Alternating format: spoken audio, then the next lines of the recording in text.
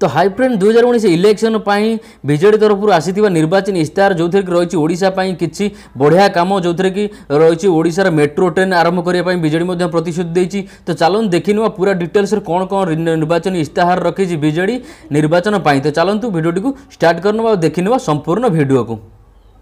Video को start करने पूर्व सांग छोटिया रिक्वेस्ट जदि आप चैनल को नुआ आसते तेज चैनल को सब्सक्राइब कर पाखे घंटी को ऑन कर दिंतु आमर जब भी नुआ नुआ वीडियो अपलोड होगा आप सर्वप्रथम देखिपारे।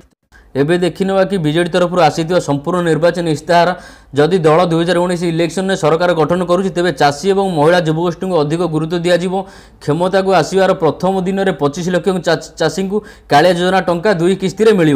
क्षमता को आसिले कालिया योजना सबुदिन चलो। सरकार गठन प्रथम दिन 25 लाख चाषी को 2 किस्ती 10,000 टंका एकाथरे दिज्व। कालिया योजना सहित कालिया स्कॉलरशिप जारी हेब। पंचायत स्तर में अधिक गोदाम घर तैयारी करा जिवो। स्थानीय कुशली युवकों 75% संरक्षण 15 लाख युवक को 5 वर्ष भितर कुशली करा जिवो। एवं कटक भुवनेश्वर मध्य मेट्रो ट्रेन चलो जोटा कि सबुठारु बड़ योजना। कटक भुवनेश्वर मध्य मेट्रो ट्रेन योजना है। एवं भूमिहीन चाषी को मिले वर्ष को 12,000 टंका। स्वतंत्र राज्य पाइबार जो मान्यता है जारी रहिबो लड़ाई। मेक इन ओडिशा मध्यम 30 लाख नियुक्ति सृष्टि करा जिवो। कालिया संगठन गठन करा जिवो। महिला मानकु 5,000 कोटी टंकार सरकारी काम दिज्व।